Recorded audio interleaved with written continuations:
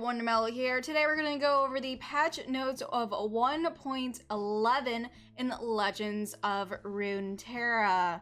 So first off, we do have a slight nerf to Aurelian Soul, as in the condition for a level up is now going to be around and your allies have 25 plus power instead of 20 plus power. I sort of like this simply because before it usually was by the time you get 8 soul, the round end, it was going to automatically level up no matter what. So this does definitely take into consideration exactly how much it does take to get to this late game and 8 soul level up. This does also mention in description about the spell shield preventing interaction with him, which I'm very happy about that. The fact that we're able to interact with him a little bit more instead of that instant level up and power. But I feel like this may get some mixed reactions from ASO players. Next up is the long-awaited Radiant Guardian. I actually made a tweet the other day where it was like, good morning to everyone except Radiant Guardian players. And honestly, as a joke, but I am really happy about this nerf. This card has been extremely impressive in the meta with the fact that it does have a 5/5 power. Now it is being nerfed to a 4/5, which I feel like is much more reasonable for this card, especially since sometimes when you're playing cards and your opponent just has 2 of these, you have no removal, and it just makes you want to concede. So I'm happy about this. I feel like it's fair. I know there are some people who really thought she shouldn't be nerfed, but I definitely agree about this nerf, and I'm happy it's happening. Next is Inspiring Mentor, which is going from, it's actually getting a slight buff. So it's going to be a power going to 2, and then the health is going to 1. So it's going to be able to do a little bit more damage. I actually like the stat line a lot more than the previous one. I would definitely say it was a buff.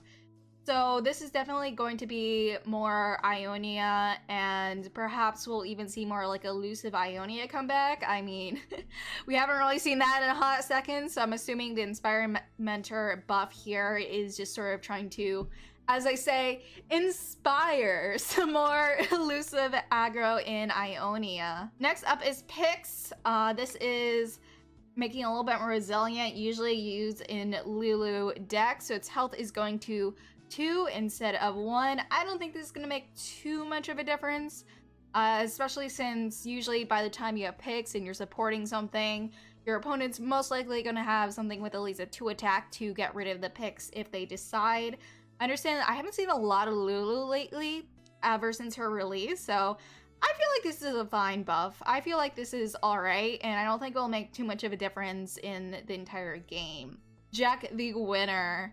The health is going down to a 5, so it's now a 5/5, which I think is very good because, as the description says, the resilience of this card having a 6 defense with the utility of the Sleep with the Fishes, it was a little nuts. So I think this is going to be really healthy for the game, just making him a little bit easier to get rid of, so you won't just get those guaranteed Sleep with the Fishes while also being able to trade with your Jack favorably for a 5 cost. Now, Petty Officer, a lot of people have been talking about this. So this is reverting a change, so its health is going from 2 to 1.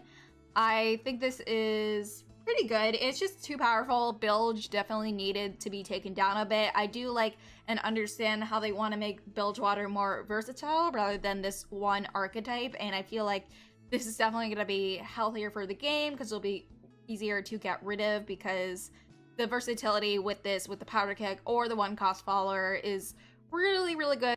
Not speaking, I'm happy to see it, or a little conflicted.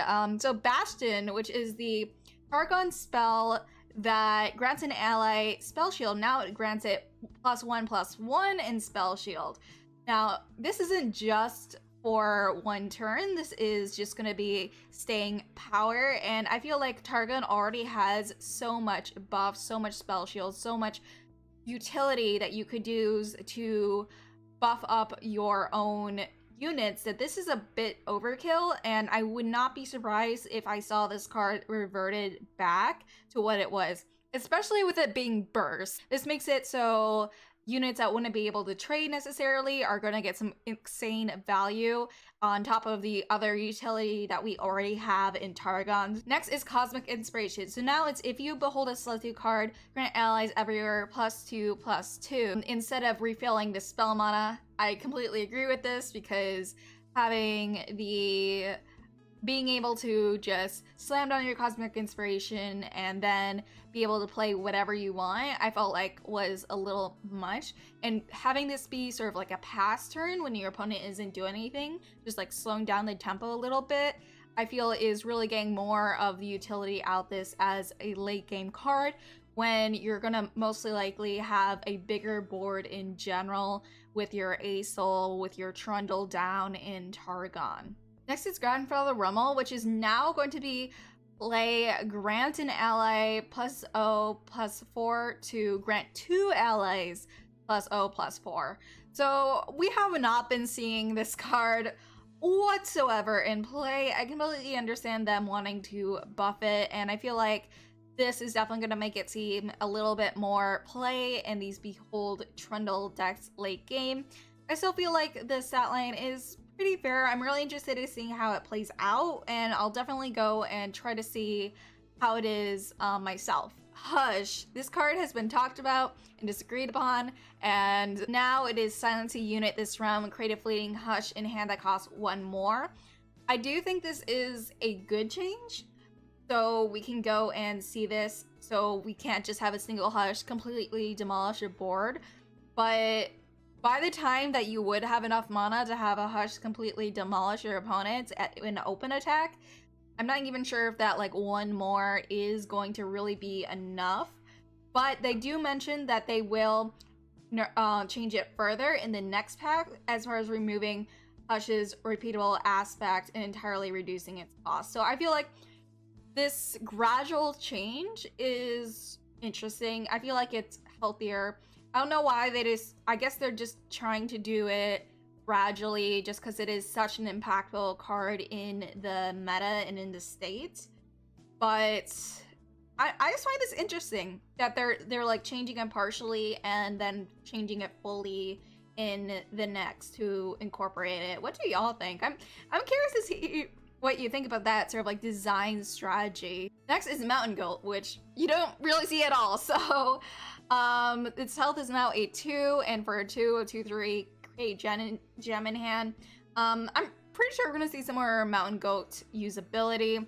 It's definitely more of a just sort of a generator card for the gems. So I feel like I'm pretty neutral on Mountain Goat. I feel like it's good, though it's just like we're just getting so much like Targon buff. Even though some things are getting nerfed, we're just giving Targon so much more ability that I don't know if it really needs it right now. I feel like this is okay, but I really want to see other regions get more than just Targon. I understand they're trying to tune Targon right now because it's a new region, but we're just giving more utility to Targon to overcome these other regions while the other regions are lacking until the next set, presumably. Next is a very cute guardian called Astra. Very cute. Probably not gonna buy. Card back, not gonna get.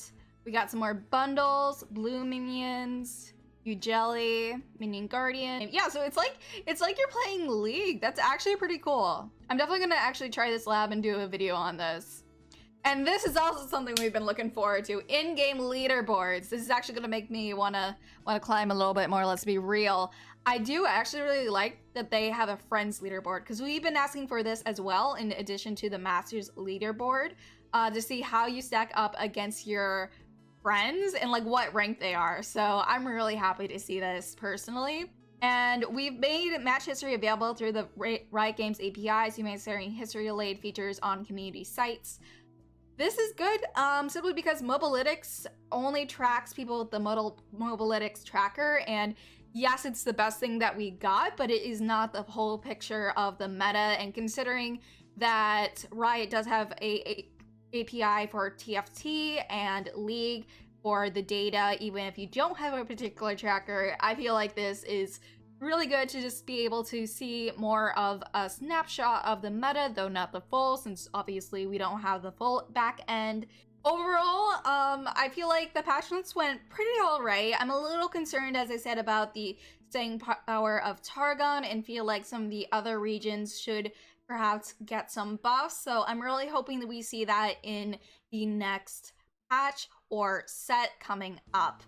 What did you think about this patch so far? Are you team Radiant Guardian nerf like I am, or are you against it, as well as the very controversial Hush and the interesting design that they're using to transition? Let me know in the comments below, and I'll see you next time.